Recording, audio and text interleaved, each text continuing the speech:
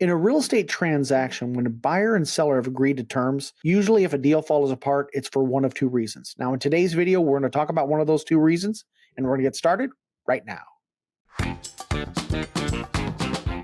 Now, in the past 2 years, we have been in a very abnormal market. Now that the market is starting to return to a more normal market, you're starting to see buyers no longer having to waive the home inspection. Now, in the past 2 years, we've seen many buyers waive the home inspection just to get their offer accepted. Now that we've seen the increase in interest rate and demand has started to soften, home inspections are back into play. In today's video, we're going to discuss the Omaha purchase agreement and some of the clauses written into the contract.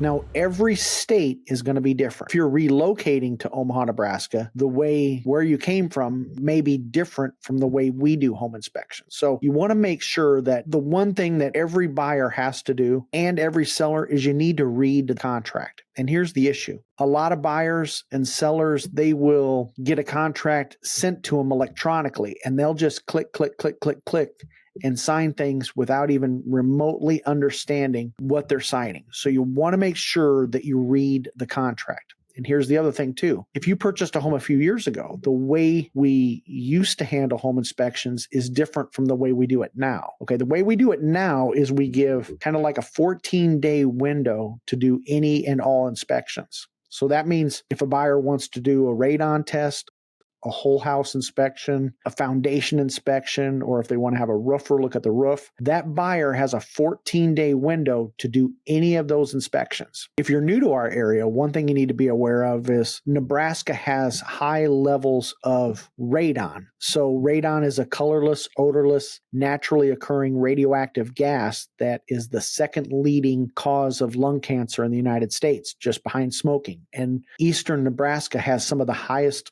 radon levels in the nation. So if you're new to our area, that's something you may need to be aware of is, radon. The other thing you want to make sure you do is if you decide to do a home inspection, you want to make sure that these timelines are very important, because if you don't meet these timelines, then what happens is you just bought the house as is. Once the contract is accepted, if you're doing a home inspection, you want to order that home inspection right away, because the home inspector may suggest other professionals come out and evaluate maybe the roof or maybe the HVAC or the foundation. So you want to make sure that you give yourself enough time. 2 weeks seems like an eternity, but it can go by very quickly because a lot of these contractors, have schedules as well. So that time frame can go by very quickly. So you want to make sure that you're aware of that. And the other thing you want to be aware of, and that is, we talked about radon. And the other thing we want to talk about is a sewer scope inspection. Probably some of the best $200 you'll ever spend, especially if you're buying a home in an older neighborhood with mature trees, and you look at that main plumbing stack. If that thing's cast iron, and the drain out plug, if that drain out plug is a new plastic drain out plug, that means that somebody's been messing with that main sewer stack, and that could be a problem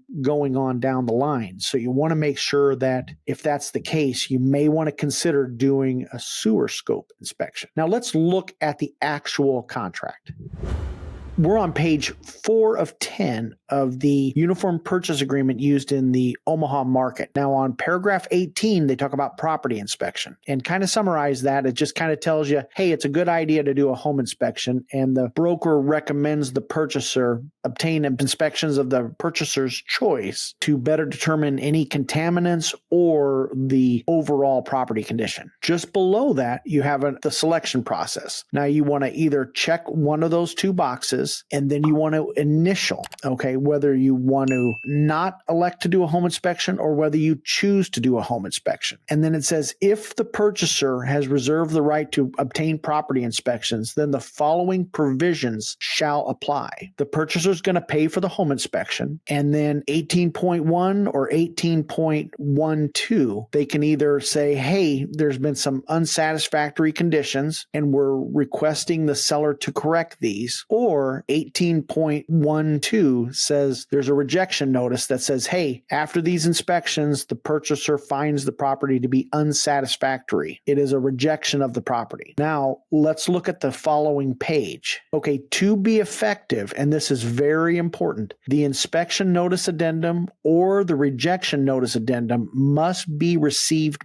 by the seller no later than 5 p.m. on the 14th calendar day after the acceptance date. And then 18.3, if the inspection notice addendum or the rejection notice addendum is not received by the seller by 5 p.m. on the 14th calendar day after the acceptance date, the property shall be deemed satisfactory to the purchaser. So if you bust that time frame, you just bought that house as is. If the seller receives that rejection notice, is received by the seller by the inspection objection deadline, this agreement shall automatically terminate. And then 18.5, if the inspection notice addendum containing request for action by the seller is received by the seller by the inspection objection deadline, and the purchaser and the seller have not agreed in writing as to what action is to be taken regarding the items by 5 p.m. on the 18th calendar day after the acceptance of this agreement shall automatically terminate on the resolution deadline unless, before such termination, the purchaser's written notice of withdrawal of the requirement that the seller correct the items contained in the inspection notice addendum is received by the seller. So again, there's another deadline that's very important. On that 18th day, it's either got to be worked out or the buyer just capitulates and says, hey, I'll take it. Otherwise, it's terminated. 18.6 has to deal with the earnest money. Upon termination of this agreement, under this section 18, the earnest money shall be refunded to the purchaser promptly upon purchaser providing written notification of the facts constituting termination to the party holding the earnest money, without further documentation being required other than documentation of payment of known expenses occurred on behalf of the purchaser. The purchaser shall be responsible for payment of all inspections, surveys, engineering reports, and shall pay for any damage which occurs to the real and personal property as a result of such activity. So if the property were to become damaged in the course of those inspections, the purchaser would be responsible for that. And then the provisions of this paragraph shall survive termination of this agreement. 18.7, purchaser does not, by acceptance of the real and personal property identified in this agreement, waive, release, or relinquish any right or claim purchaser may have against seller by reasons of misrepresentation, concealment, or fraud. And then paragraph 18.8, it sets the standard for radon. If the purchaser chooses to have a radon test and the results of the radon test show average radon levels below 4.0 picocuries per liter of air, such results shall be deemed acceptable to the purchaser. Now, if it's above that 4.0,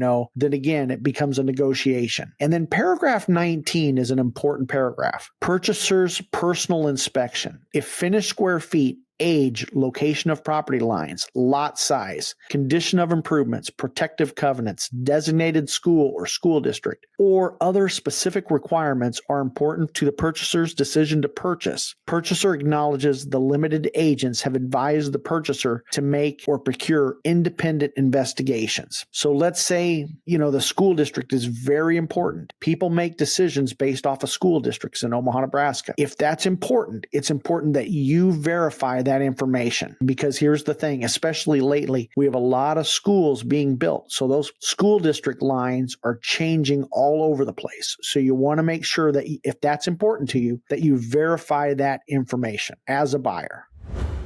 If you'd like to learn more about the buying process, hey, be sure to check out this next video and you make it a great day.